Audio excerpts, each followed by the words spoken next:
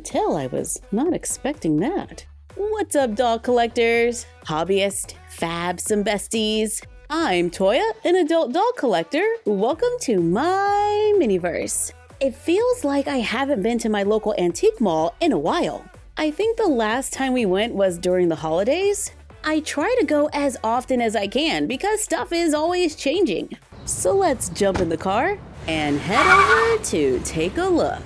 I love visiting the Treasure Hunt Antique Mall because I've been able to find some pretty good minis here. I'm seeing some Breyer horses. Even though they're under scale, sometimes I use them with my dolls. On the floor, I found a bag of vintage wood doll furniture. It's definitely too small for Barbie, but the whole bag is $29.99. Here's a case of Monster High dolls. And there are a few dolls that have seen better days. Oh, this is a fun booth. There are VHS tapes and a Tokidoki Barbie, but I do have that one. Here is a 2007 Alice in Wonderland by Mattel. It says it's Barbie Collector. Ooh, but at $100? I'm gonna have to pass on that. I'm seeing Bratz Star Singers for $50, NSYNC Barbies, and a whole book on Twilight. I found another booth that looks promising. Marvel Electra Barbie. She looks pretty interesting. Love the box art. It's very Batman Beyond. Disco Barbie with the hair. Earring Magic Barbie with a software pack. And there's Mr. Spock. I kinda want this just for the shirt. Oh, but it's $34. I do love a good Barbie wedding dress. This one's $18, but we would have to take in the top of the dress to fit a made-to-move Barbie. We see this one quite often. Promenade in the Park Barbie. Love all the details in the clothes. And here's Kirk. School Spirit Barbie and International Pen Friend. Never seen this one before. Trendy Amelia with inset eyes. Golden Waltz Barbie with the feathers. This is Evening Flame for $30. Oh wow, that is just draped fabulousness. Named Benefit Ball Barbie. Oh, someone lost their head. Oh my goodness, it's a Barbie Victorian dream house. I've never seen one in person. This house is massive, and it's not for sale. Why is it here? This would be a fun fixer-upper. All right, let's go look at some more dolls. This is Valentine Fun Barbie. Her outfit looks like one piece, but I could be wrong. I'm seeing a few themed Chelsea dolls. I would love to see a lot more themed dolls in Playline. Fair Valentine Barbie. The dress has lots of layers. I'm seeing more Valentine's Day themed dolls like these little Kelly dolls. This one's kind of cute. It's a little bear. Sweetheart Barbie. Her dress kind of reminds me of a towel. Oh, but there's another bride. Dream Bride Barbie. Now that is a serious dress. I do think the top is going to be a little large, but at $14, I'm willing to give it a try. You know what? Almost every thrift store I go into has a Yoda. And we're back.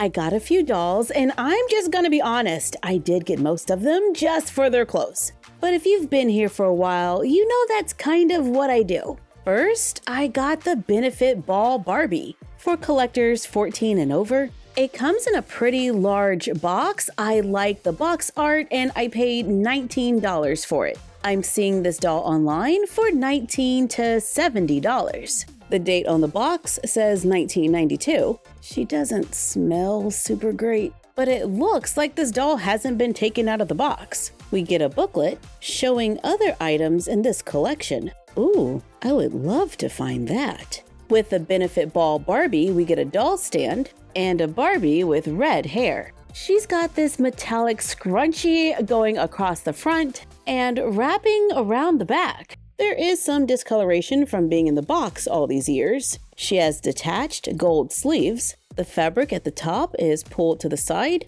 She has flesh-toned straps. Pleated fabric at the hips. The skirt is fitted all the way down to the ankle. There's a large drape of fabric attached to the side. And there's a zipper in the back. She comes with blue stockings and blue heels. Wears a necklace that's a gold cord tied behind the neck with a charm. She has gold-colored earrings that do not seem to be designed to be removed. She has a matching ring, feathery red hair styled into a side ponytail, rooted lashes, and blue eyes. I can tell you right now that necklace is going in our Bridgerton room on our new jewelry stand. And I'm taking the dress. And the stockings have little sewn-in undies.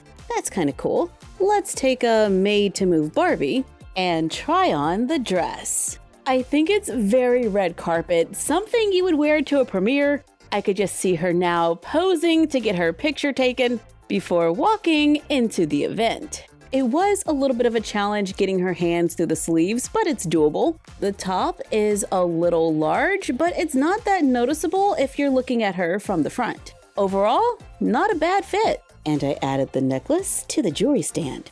Let's open this Barbie collector pink label doll. The copyright on the box says 2004. I paid $14 for this doll. It's a Leo Barbie. I'm not a Leo, but I do love a gold dress. We get a certificate of authenticity and a collector card, letting us know this doll is dressed for a glamorous party. We get a doll stand, gold-colored shoes that fasten in the front around the ankle. Oh, that's a little tedious, but it can be done. This doll has a long ponytail. The hair feels pretty nice. The rubber bands have degraded over time, so that's something I'm gonna have to clean out of her hair.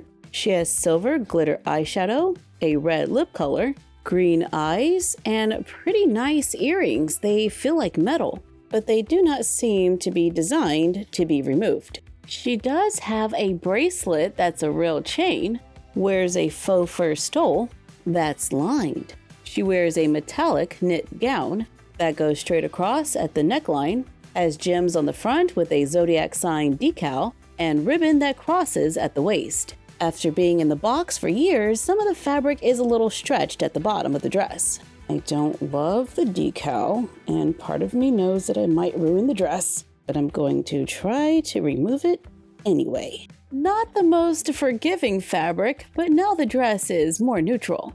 In the comments, some of you have said that rubbing alcohol works better than just trying to peel it off. But somehow I have discolored clothing before, so I just took my chances with peeling it, and I could always just turn the stole around. The dress opens and closes with snaps in the back. Her head is pretty squishy already, so it's not too difficult to remove it from the body. Her skin tone is kinda similar to Barbie Basics Neutral Kit 2. I ended up using Barbie Looks number 21, and I think it's a pretty good match. I gave her a hot water rinse to get rid of the bumps, and the dress barely fits. Now let's step away from the red carpet and check out I Love Lucy. When I saw this doll, I needed a closer look at the fashion. The blouse, the belt, the skirt, and she has a scarf in her hair.